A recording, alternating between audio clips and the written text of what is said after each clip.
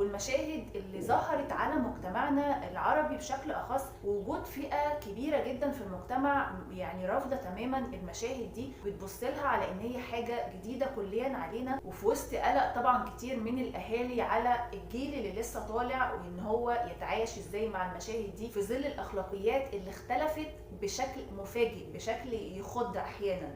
طيب دلوقتي في ظل التقلبات السياسية والأزمة الاقتصادية والوضع الاجتماعي المختلف الغريب، في ظل كل الأجواء دي، يا ترى الإعلام ليه دور؟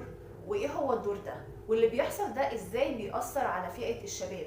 وهل للشباب دور في اللي بيحصل؟ وإزاي الوضع ده بيأثر عليهم؟ وفي ظل الحرية المنقسمة أو الحرية اللي بتتقسم بمعايير معينة وبتتوزع على ناس معينة من حقها ان هي تنال الحرية وتتكلم عن الحرية، وناس تانية ما بيتجابش سيرتها اصلا في ظل الحرية اللي دايما بيتنادوا بيها. نفهم من كده مثلا ان الحرية مقتصرة بس على الشعوب القوية في ظل ان الشعوب الضعيفة متاخد منها حق الحرية. طب يا ترى كل المشاكل اللي احنا اتكلمنا عليها دي هل هي عذر كافي لتدني الوعي وتدني الثقافة والتطور؟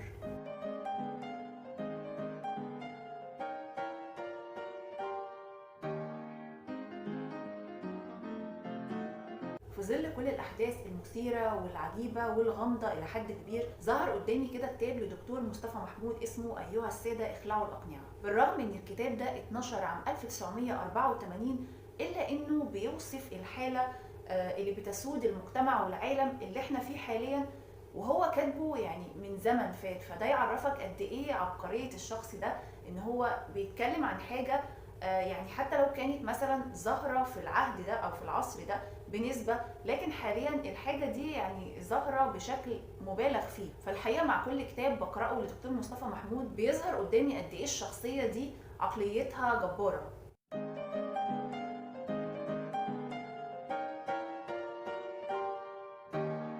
الإعلام واللي زي ما وصفه الدكتور مصطفى محمود بأخطر أسلحة القرن العشرين، وأخطر حاجة في السلاح ده هو سلاح الكلمة اللي في الغالب بيبقى ليها وجهين وبتتوزن بمكيالين. في الفترة اللي أمريكا غزت فيها فيتنام ظهرت روسيا والجانب اليساري كله بالكلام عن الديمقراطية وإهدار الحريات والظلم والمقاومة الفيتنامية وقوتها، وكتير من الصحف هاجمت الجانب الأمريكي وأشادت بالمقاومة الفيتنامية وقتها.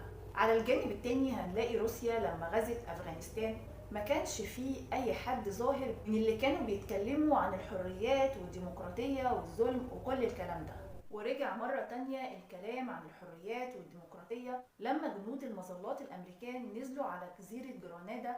رجع مرة تانية الكلام عن إهدار الحريات والظلم ومهاجمة شعب أعزل وكل الكلام ده، في حين إن لما روسيا غزت أفغانستان وعرضت المسلمين هناك مثلا لكتير من المهازل والمهانة وكتير من الأوضاع الصعبة جدا، وكأن الحرية والديمقراطية اللي بيتكلموا عنها ليها أكتر من وجه. الكلمة في حد ذاتها مش بتتاخد بمعنى واحد أو بتتقسم بشكل عادل ما بين الدول، ولكن هي بشكل ما محصورة على الشعوب القوية.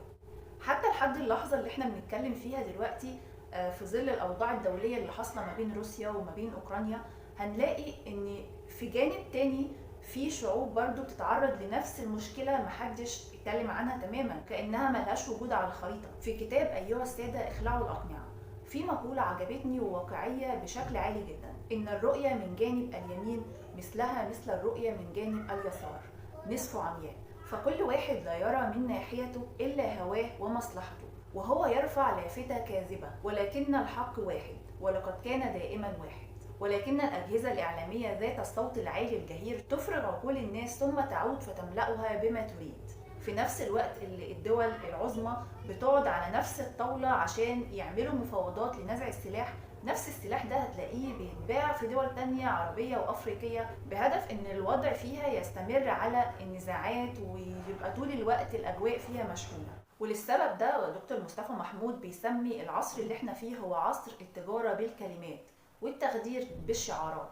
وطبعا في ظل كل الأوضاع اللي احنا بنتكلم فيها أصبح شيء مهم جدا هو عدم الاستماع لأي كلمة أو لأي شعارات بتتقال بحسن نية وباستسلام، ولكن الأخذ في الحسبان بأهمية التأكد من أي معلومة أو أي خبر بيتنقل لنا من أي مصدر كان. فإذا